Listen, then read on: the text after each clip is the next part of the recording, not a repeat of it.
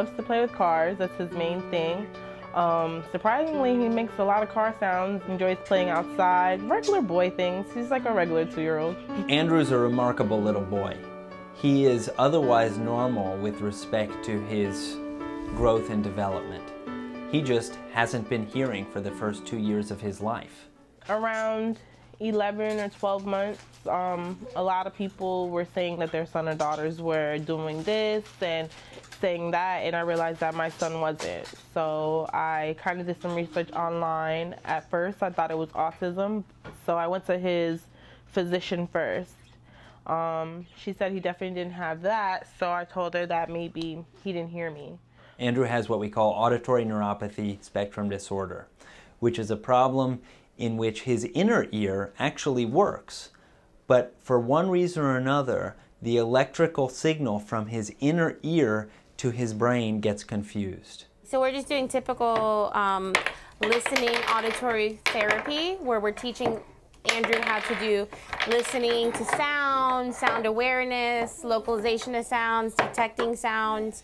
Just those are pre-linguistic skills for learning language. Andrew's at the optimal age. He's 2 years old. My goal as a speech therapist and my goal as a team member on the Cochlear Implant Center is to try to evaluate the patient, evaluate the client as early as possible. As soon as you know there's hearing loss, what can we do as therapists, as an audiologist, as a speech language pathologist, can we do to give that child the most benefit for listening and be able to start getting the pre-linguistic skills they need when I do it, okay? E, up, I hear it. You hear it? I hear it. I hear it. High five. Good job.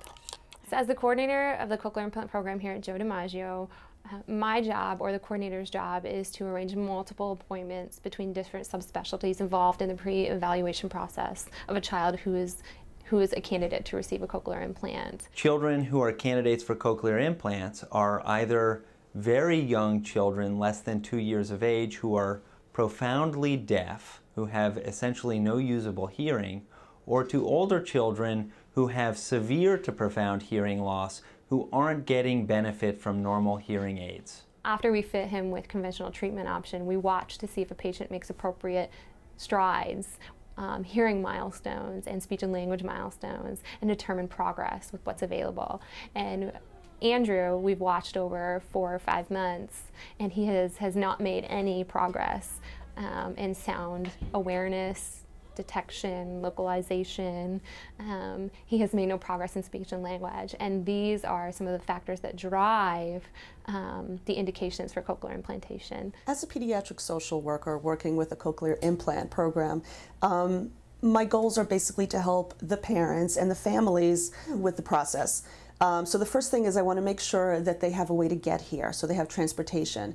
If the patient is not here, if the parents are not able to or willing to bring the child in, that becomes a problem. Another thing I work on is insurance. Sometimes if they don't have insurance, they need help navigating the system in terms of how to apply, because it could be a very daunting process. So to make sure that they have support at home, to make sure that they get a letter for work if they need time off.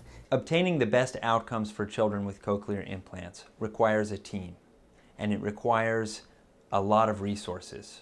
Joe DiMaggio Children's Hospital is specially equipped because we operate in an environment of patient and family-centered care. From day one of cochlear implantation, it's a lifelong journey. They will always be seeing an audiologist, they will always be following up with an otolaryngologist, and there are multiple speech therapy appointments pre and post implantation.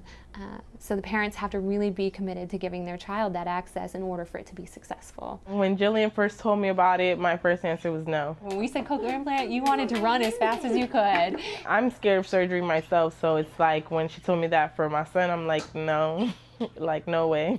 And for 7 months, it took a little coaxing for you to be able to get on that train that a cochlear implant may be what he needs and a good idea. Doing a lot of research, her bringing me through it, explaining to me a lot. We always had that conversation. Then after like the next few visits, then I was like, okay. I mean, I've had my stressful points. I still do. I'm still learning. But I think it's the best decision I've made so far.